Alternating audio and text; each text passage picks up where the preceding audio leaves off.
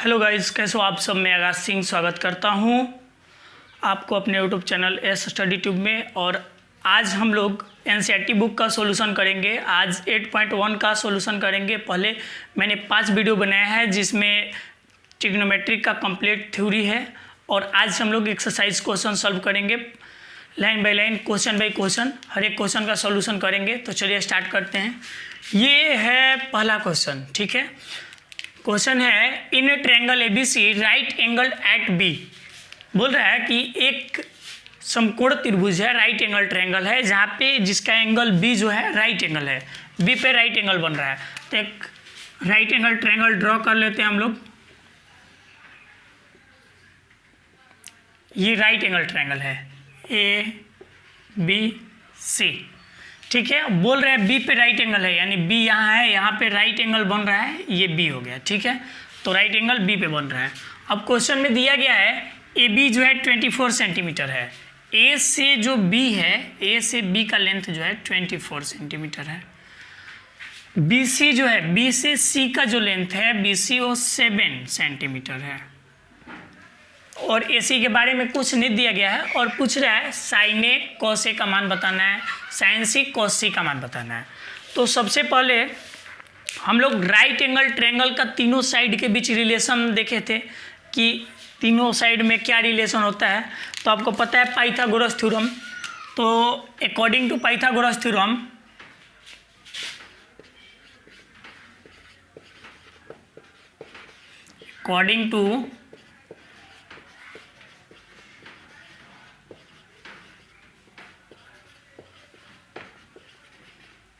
According to Pythagoras theorem के हिसाब से क्या होता है, पाइथागोरस थ्योरम यही बोलता है ना कि लंब का जो स्क्वायर होता है, परपेंडिकुलर का स्क्वायर और बेस का स्क्वायर जो होता है उसका सम हाइपोटेनस के स्क्वायर के बराबर होता है। या इसको इस तरह से भी हम बोल सकते हैं कि राइट एंगल ट्रायंगल का जो दो ठो छोटा वाला साइड होता है उनका स्क्वायर का सम लेने पे वो बड़ा वाला स्क्वायर के बराबर हो जाता है, बड़ा वाला साइड के स्क्वायर के बराबर हो जाता है। तो यहाँ पे पाइथागोरस थ्योरम के हिसाब से क्या होगा कि जो ए बी का जो स्क्वायर होगा, ए बी साइड का स्क्वायर होगा और बी सी साइड का स्क्वायर होगा, दोनों का अगर हम लोग सम लेंगे, दोनों का सम लेंगे तो ए सी के स्क्वायर के बराबर हो जाएगा, ए सी के स्क्वायर के बराबर हो जाएगा। ये पाइथागोरस थ्योरम है।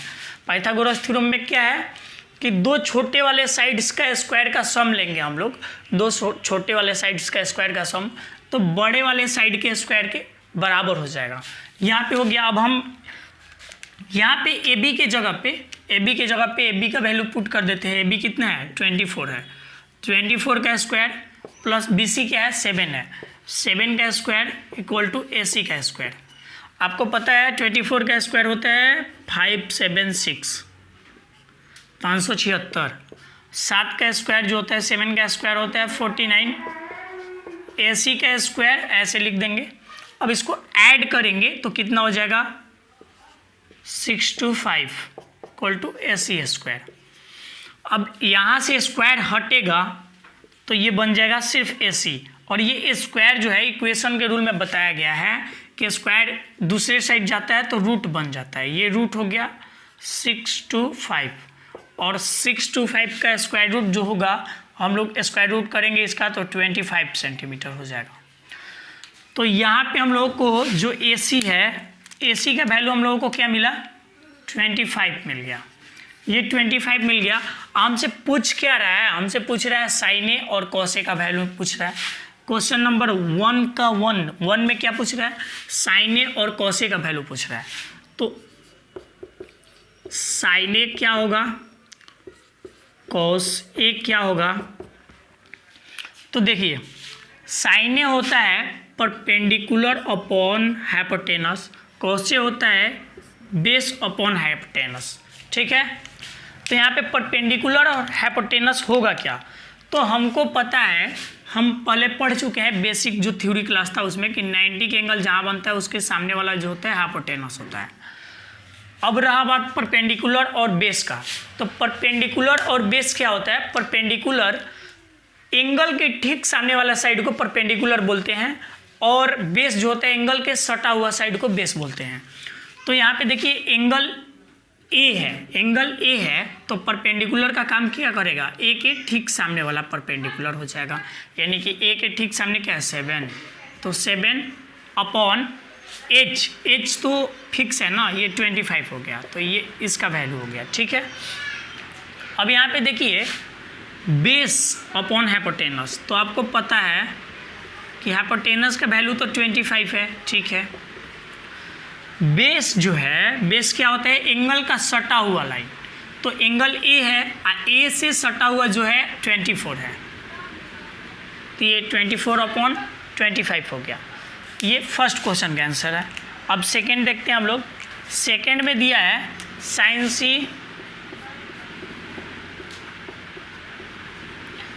सी और कॉस सी। अब यहाँ पे देखेंगे हम लोग साइन सी और कॉस सी क्या होगा। तो साइन सी जो होता है, साइन का तो फॉर्मूला होता है P अपॉन एच और कॉस का होता है B अपॉन एच। ठीक, तो अब एंगल चेंज हो गया है। यहाँ पे एंगल जो है ए से, पहले ए था, अब एंगल सी हो गया है। एंगल बदलने से परपेंडिकुलर और बेस बदलता है, तो एंगल सी हो गया। जब सी हो गया तो सी के ठीक सामने वाला अब क्या करेगा, परपेंडिकुलर का काम करेगा। इसके सी के ठीक सामने क्या है, परपेंडिकुलर 24 हो जाएगा। यहाँ पे परपेंडिकुलर की जगह पे 24 लिखेंगे। हाइपोटेनस कभी चेंज नहीं होता है, ये 25 ही रहेगा। अब देखिए यहाँ पे कॉस सी के लिए हाइपोटेनस तो 25 ही होगा, क्योंकि ये हाइपोटेनस चेंज नहीं होता है। बेस क्या हो जाएगा, बेस हमेशा एंगल के सटा हुआ होता है, तो एंगल सी है, तो सी के सटा हुआ क्या है 7, तो ये हो गया।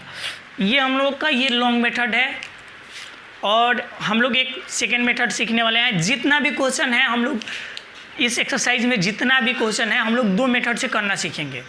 आप बस मेरे साथ बने रहें और वीडियो को लाइक कर दे। हम हर एक क्वेश्चन को 2-2 मेथड, 3-3 मेथड से सीखेंगे। जो मेथड आपको अच्छा लगे उससे आप सॉल्व कीजिएगा। और रहा बात इसका, तो इसके लिए एक छोटा मैं शॉर्ट मेथड भी बता रहा हूँ, जो आप देखते ही आंसर करेंगे बिना इतना लंबा झोल झाल किए। आप जल्दी से आंसर करेंगे, उसका डायरेक्ट क्वेश्चन देके बस आंसर किए, तो ये ऑब्जेक्टिव के लिए आपके लिए बहुत हेल्पफुल रहेगा। इसलिए कि इस साल पैटर्न चेंज हुआ है, एग्ज़ाम जो लेने का तरीका है उसको बदला गया है। अब क्वेश्चन में ऑब्जेक्टिव क्वेश्चन आएंगे। ऑब्जेक्टिव क्वेश्चन में 4 ऑप्शन दिया रहता है, उसको टिक करना होता है। तो उसके लिए हम लोग इतना सॉल्व करना झोल झाल, ये बहुत अलग मतलब टाइम कंज्यूमिंग हो जाएगा, बहुत टाइम ले लेगा। तो इसके लिए हम लोग को शॉर्ट मेथड आना चाहिए ना। तो शॉर्ट मेथड के लिए इसको पहले स्क्रीनशॉट ले लीजिए आप, इसको इरेज कर देते हैं हम, और उसके बाद इसी क्वेश्चन के लिए हम शॉर्ट मेथड बताते हैं, जो आप देखते हैं आंसर करेंगे। चलिए इसको इरेज करते हैं।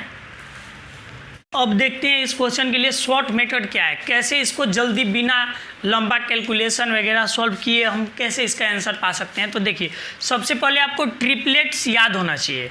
ट्रिपलेट्स क्या होते हैं, देखिए कुछ पाइथागोरियन ट्रिपलेट्स होते हैं। ट्रिपलेट्स होते क्या है, ऐसे दो नंबर ट्रिपलेट्स क्या होता है, वो आगे बहुत काम आएगा आपको। और यही नहीं, आप कॉम्पिटिटिव एग्जाम के लिए भी जाएंगे तो आप किसी भी क्वेश्चन को इतना लंबा सॉल्व नहीं करेंगे, उसमें डायरेक्ट टिक करने वाला होता है। अगर आप लंबा मेथड से सॉल्व करते हैं तो फिर आप बहुत पीछे हो जाएंगे। तो इसके लिए आपको शॉर्ट ट्रिक्स आना ज़रूरी है, ठीक है। तो हम ट्रिपलेट्स के बारे में जानते हैं। ट्रिपलेट्स क्या होता है,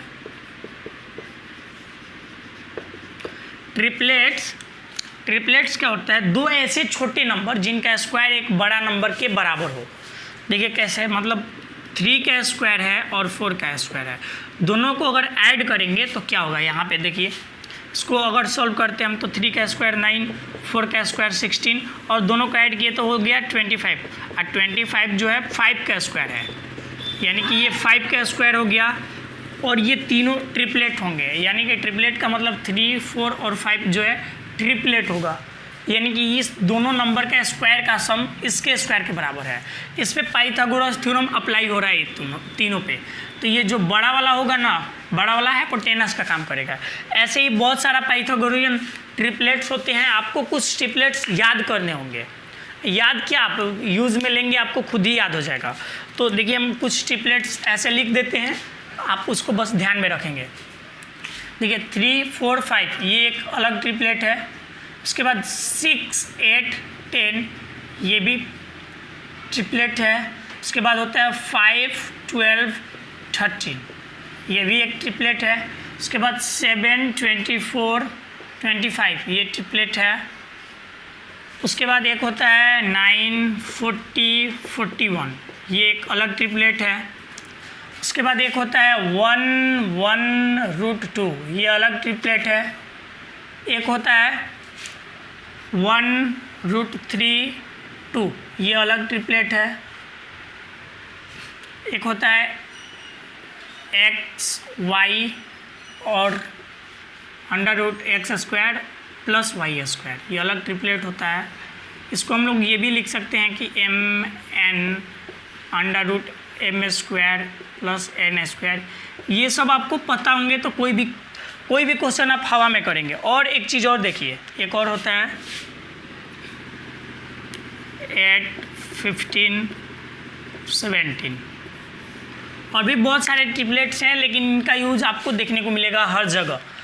ये आपके एक्सरसाइज में बहुत यूज़ है इनका, तो ध्यान में रखेंगे आप लोग, ठीक।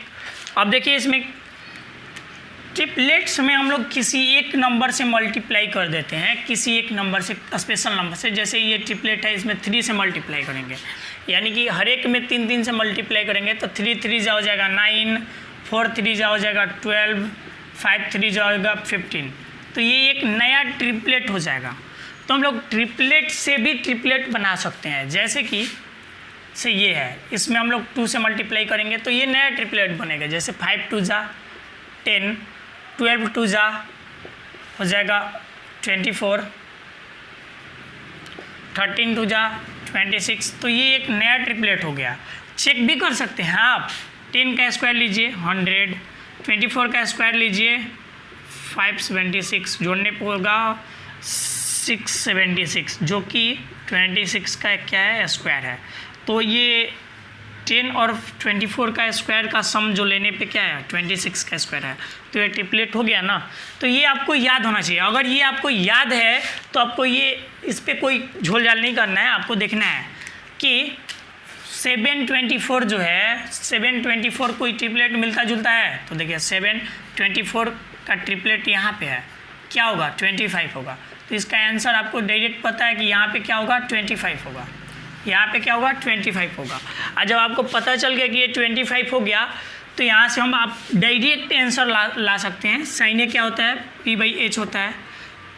P आपको पता है एंगल के ठीक सामने वाला, तो एंगल A है। A के ठीक सामने क्या है, 7, और H तो आपको पता है कि हाइपोटेनस कभी चेंज नहीं होता, 25 हो गया।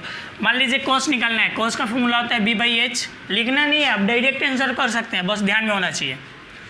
A के ठीक सामने क्या है, मतलब कॉस चाहिए ना, कॉस B/H। तो A के बगल का, A के बगल में क्या है, 24 है, बाई H तो 25 होगा ना, 90 के ठीक सामने वाला।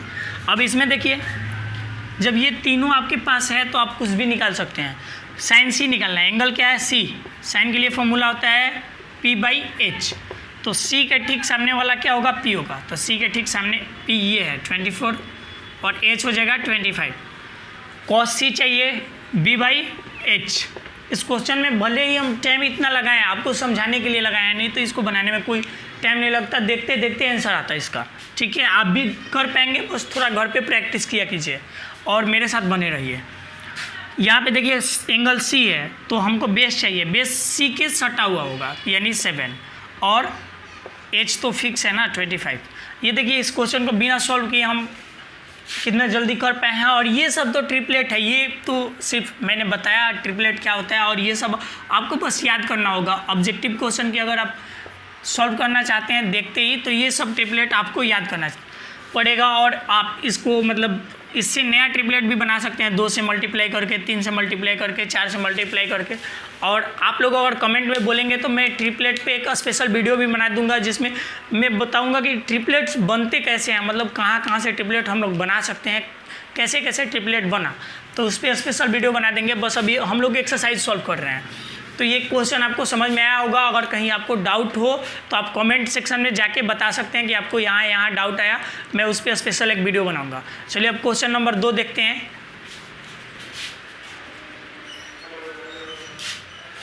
क्वेश्चन नंबर 2 में है कि in figure find tan p minus cot r। Figure दिया हुआ है ये, और इसमें बोल रहा है कि tan p minus cot r find करना है हमको, tan p minus cot r। तो सबसे पहले हम लोग को यहाँ QR नहीं दिया गया है, QR पता होना चाहिए। QR पता करने के लिए क्या करेंगे, अप्लाई करेंगे पाइथागोरस थ्योरम। तो क्या होगा, according to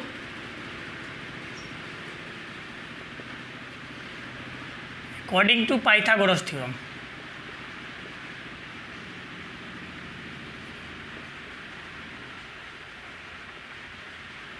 according to Pythagoras theorem के हिसाब से हम लोग क्या करेंगे, पाइथागोरस थ्योरम क्या बताता है कि जो परपेंडिकुलर का स्क्वायर होता है और बेस का स्क्वायर है उसका सम करेंगे तो हाइपोटेनस के स्क्वायर के बराबर हो जाएगा। यहाँ से PQ का जो स्क्वायर है प्लस QR का स्क्वायर है, दोनों का सम बराबर हो जाएगा PR के स्क्वायर के। ठीक है, PQ के स्क्वायर QR के स्क्वायर बराबर हो जाएगा PR के स्क्वायर के। ठीक है, अब इसमें वैल्यू हम लोग पुट करते हैं। PQ कितना दिया गया है, 12 का स्क्वायर हो गया। QR नहीं दिया गया, QR फाइंड करना है तो QR ऐसे ही लिख देंगे। PR का वैल्यू दिया है 13, तो 13 का स्क्वायर हो गया। यहाँ देखिए 12 का स्क्वायर क्या हो जाएगा, 144 प्लस QR का स्क्वायर इक्वल टू 13 का 169 होगा। ठीक है, अब हम लोगों को QR फाइंड करना है तो इस 144 को उधर भेजेंगे, तो इधर हो गया QR का स्क्वायर इक्वल टू 169। अब देखिए 144 है, इधर आके क्या होगा, माइनस होगा। तो QR का जो स्क्वायर है वो क्या हो जाएगा, माइनस करेंगे तो आएगा 25। स्क्वायर यहाँ से हटेगा तो इधर रूट हो जाएगा, तो QR इक्वल टू क्या होगा, √25। √25 का मतलब 5 हो जाएगा। तो यहाँ पे हम लोग को 5 मिल गया। ये जब 5 मिल गया तो हमको इसका वैल्यू निकालना है ना, tan p minus cot r। तो यहाँ पे हमको tan p minus cot r निकालना है। तो आपको पता है कि जो tan होता है, यहाँ पे लिख दें, जो tan होता है, tan p बोल रहा है, tan के लिए फॉर्मूला होता है p/b, और कॉट के लिए क्या फॉर्मूला होता है, कॉट r बोल रहा है ना, तो कॉट के लिए होता है फॉर्मूला b/p।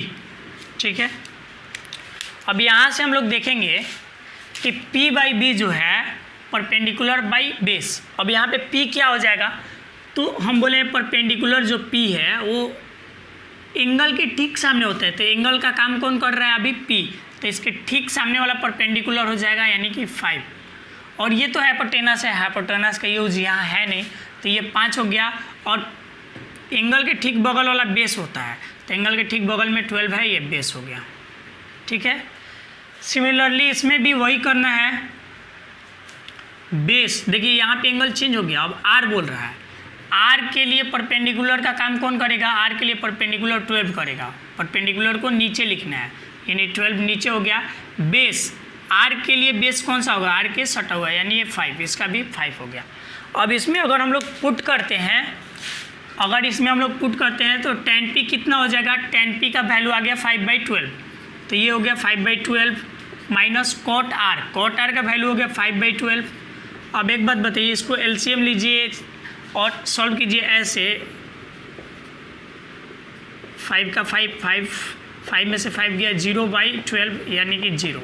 ऐसे कीजिए, या आप ऐसे कर सकते हैं, या इससे अच्छा है कि 5/12 में से 5/12 को माइनस करेंगे तो ये कट के क्या आ जाएगा, रिजल्ट 0 आ जाएगा। उतना सॉल्व करने से अच्छा है। और हाँ, अब इसके लिए अब सेकेंड मेथड हम लोग देखते हैं, जो कि डायरेक्ट हम लोग सॉल्व करेंगे। सेकेंड मेथड क्या है, सेकेंड मेथड में हम लोग डायरेक्ट सॉल्व कर सकते हैं। पूछिए कैसे, tan p minus cot r है। ठीक है, अब एक बात बताइए, ट्रिपलेट तो आपको पता होगा ना, ट्रिपलेट अभी लिखे थे, उसमें जाके देखिए ट्रिपलेट में कि 12 एंड 13 के साथ किसका ट्रिपलेट है, 5 का है। तो यहाँ पे आप खुद ही 5 लिख सकते हैं, ट्रिपलेट के हिसाब से 12 और 13 दिया है तो 5, 12, 13 का ट्रिपलेट बनता है। तो यहाँ पे 12 और 13 दिया है तो ये क्या हो जाएगा ट्रिपलेट में, ये 5 हो गया। और जब ये 5 हो गया तो अब देखिए tan p फिगर के हिसाब से परपेंडिकुलर कौन सा होता है, एंगल के ठीक सामने, एंगल p है तो इसके ठीक सामने वाला 5 हो गया। और हाइपोटेनस का काम करे, हाइपोटेनस इसमें चाहिए नहीं, बचेगा कौन 12, तो ये 12 हो जाएगा। माइनस यहाँ पे देखिए कॉट आर, आर एंगल का काम कर रहा है, एंगल काम अब कौन कर रहा है, आर कर रहा है। तो यहाँ पे एंगल के ठीक सटा हुआ ना बेस का काम करता है, तो ये बेस हो गया। और इसमें परपेंडिकुलर चाहिए तो ये बच गया, ये परपेंडिकुलर होगा, ये तो परपेंडिकुलर हो नहीं सकता। अब बताइए 5/12 में से 5/12 कितना, 0। तो ये शॉर्ट ट्रिक था, इसको डायरेक्ट मेथड से ऐसे हम लोग कर सकते थे, ऐसे बस सोचना होता है, रूल तो वही है, सॉल्व तो एक ही मेथड से करना है। अब हम लोग क्वेश्चन नंबर 3 सॉल्व करेंगे। क्वेश्चन नंबर 3 में क्या है, if sin a = 3/4 calculate cos a and tan a। तो सबसे पहले हम लोग एक ट्रायंगल बनाएंगे,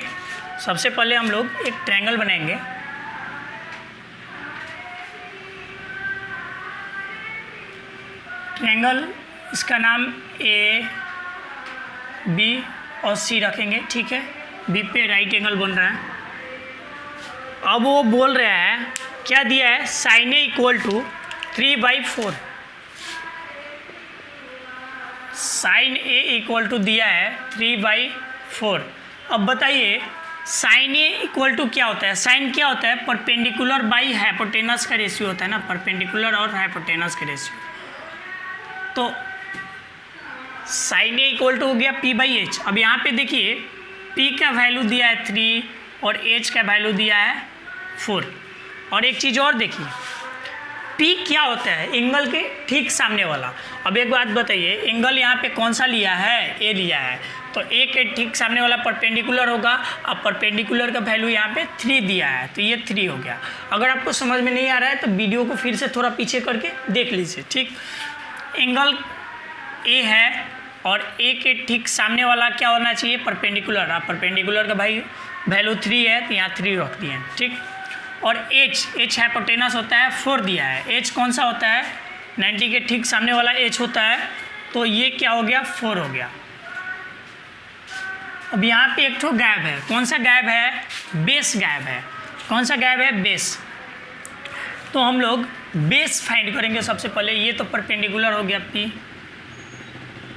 ये h हो गया हाइपोटेनस, b गायब है। तो हमको पता है according to as per Pythagoras theorem,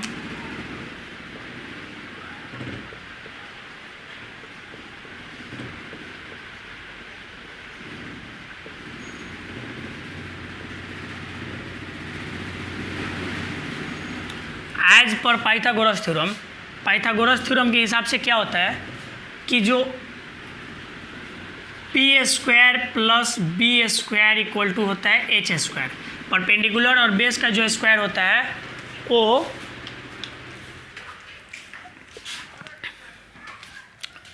perpendicular और बेस का जो स्क्वायर होता है वो हाइपोटेनस के स्क्वायर के बराबर होता है, इनका सम, ठीक है। अब यहाँ पे p का वैल्यू हमको दिया हुआ है 3, तो ये हो गया 3 का स्क्वायर। b नहीं दिया है तो b ज्यों का त्यों रख देंगे b²। h का वैल्यू दिया है 4, यानी कि ये हो गया 4 का स्क्वायर। अब यहाँ पे आप देखिए b² = 4 का स्क्वायर हो जाएगा 16 और 3 का स्क्वायर जो 9 होगा यहाँ पे, ठीक है। b² = 16 हो गया। अब ये 9 जो है इधर जाएगा तो -9 हो जाएगा, तो b² = हो गया 7। तो यहाँ से b का वैल्यू हो जाएगा √7 और √7 का वैल्यू हम लोग रूट से बाहर ऐसे नहीं निकाल सकते हैं, इसका पॉइंट पे जो वैल्यू आएगा तो इसको ऐसे ही छोड़ देना है बस। अब देखिए आपको क्या फाइंड करना है, cos a फाइंड करना है। तो cos क्या होता है, बेस और हाइपोटेनस के रेशियो होता है। cos जो होता है बेस और हाइपोटेनस के रेशियो होता है, फॉर्मूला में आप लोग देख लीजिएगा, आपको याद तो होगा ही, बेस और हाइपोटेनस। b का वैल्यू अभी हम लोग निकाले हैं, b का वैल्यू √7, तो √7 हो गया बाई h का वैल्यू हमको पहले से पता h 4 है, √7/4 हो गया। हमको tan f चाहिए, tan A क्या होता है, परपेंडिकुलर अपॉन बेस P/B। अब आपको पता है परपेंडिकुलर कितना है, 3 है, बेस यानी कि B कितना है, √7। ये रहा हमारा आंसर, बहुत इजी है, आप लोग इसको कर सकते हैं। चलिए अब हम लोग क्वेश्चन नंबर 4 की तरफ चलते हैं। अब क्वेश्चन नंबर 4 देखते हैं हम लोग। क्वेश्चन नंबर 4 में दिया है given 15 cot A equal to 8, 15 cot A equal to 8, find sin A and sec A, find sin A and sec A। अब इस क्वेश्चन के लिए देखिए यहाँ पे जब एंगल सब में सेम है, ए और ए है, तो इसके लिए हमको फिगर बनाने की कोई ज़रूरत नहीं है। जब एंगल चेंज हो, जैसे यहाँ पे ए हो, यहाँ सी हो, यहाँ सी हो, तो उसके लिए ट्रायंगल बनाने की ज़रूरत होता है। और जब क्वेश्चन में बोल भी नहीं रहा है कि आपको ट्रायंगल नहीं बनाना है, ट्रायंगल के बारे में कोई डिस्कस नहीं किया है, तो आपको ट्रायंगल नहीं बनाना है।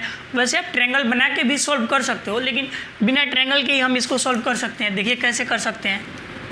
देखिए यहाँ पे हमको दिया है 15 cot A equal to 8, 15 cot A equal to 8, यहाँ से हो गया cot A इक्वल टू 8/15। ठीक, अब cot A का वैल्यू आ गया। cot का आपको cot का आपको पता है कि cot क्या होता है, बेस और परपेंडिकुलर का जो होता है रेशियो होता है। तो यहाँ पे हमको पता चल गया कि बेस 8 है, परपेंडिकुलर 15 है।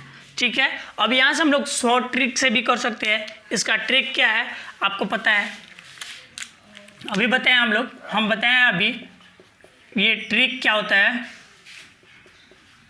कि ट्रिपलेट वाला ट्रिक होता है। इसमें 8 है और 15 है, 8 है 15 है, तो आपको पहले से पता है कि 8, 15 एंड 17 का एक ट्रिपलेट होता है। तो जब बेस 8 है, परपेंडिकुलर 15 है, तो हाइपोटेनस का वैल्यू तो आपको 17 हो जाएगा। और जब 17 से हाइपोटेनस हो जाएगा तो आपको पता है साइन कैसे निकालना है। साइन ए जो है परपेंडिकुलर एंड हाइपोटेनस के रेशियो होता है। तो परपेंडिकुलर तो यहाँ पे दिया है 15, ये 15 हो गया, और हाइपोटेनस अभी हमको 70 मिल गया। हमको सेक निकालना है, सेक ए, तो सेक होता है h/b का रेशियो होता है, h और b का रेशियो होता है। तब एक बात बताइए, हाइपोटेनस अभी 17 हमको पता चला ट्रिपलेट के हिसाब से, और बेस यहाँ पे दिया है 8, तो ये इसका आंसर हो गया। ये शॉर्ट ट्रिक से हुआ। अभी इसको लॉन्ग मेथड, जिससे हमको एग्जाम में लॉन्ग टाइप में मतलब शॉर्ट आंसर टाइप क्वेश्चन में आएगा, तो कैसे सॉल्व करेंगे इसको देखते हैं। देखिए इसको तो पहले इरेज कर देते हैं। देखिए तो यहाँ पे cot A का इतना आ गया ना, बेस और परपेंडिकुलर आ गया, हमको हाइपोटेनस निकालना है। तो आपको पता है पाइथागोरस थ्योरम के हिसाब से कि h² इक्वल टू होता है p² प्लस b²। तो h का स्क्वायर जो होता है p² प्लस b² होता है। p का वैल्यू हमको दिया है 15, यानी 15 का स्क्वायर हो गया, बेस यानी कि 8 का स्क्वायर हो गया। यहाँ पे h² इक्वल टू 15 का होगा 225, 8 का होगा 64। ठीक है, दोनों का सम लेंगे 289, और h equal to under root 289, 289 का स्क्वायर रूट होगा 17। ठीक है, अब ये तो कैलकुलेशन आप भी कर सकते हैं ना कि 225 में 64 को ऐड कर दीजिए तो इतना आया। अब यहाँ से स्क्वायर हटा तो इधर रूट हो जाएगा, तो 289 का रूट करेंगे। इसका स्क्वायर रूट आपको याद होना चाहिए कि 289 का स्क्वायर रूट 17 होता है। ये सब तो आपको बेसिक चीज़ है, पहाड़ा वगैरह आपको तो याद होना चाहिए। तो इतना आ गया एच का वैल्यू। अब हमको चाहिए साइन ए चाहिए। तो साइन ए यानी परपेंडिकुलर और हाइपोटेनस का रेशियो होता है।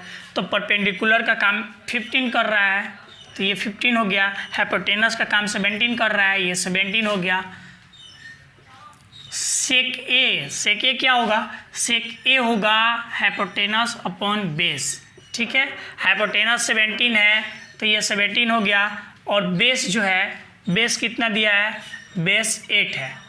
तो ये हमारा आंसर रहा। हम लोग दो मेथड से इसको भी कर लिए शॉर्ट ट्रिक।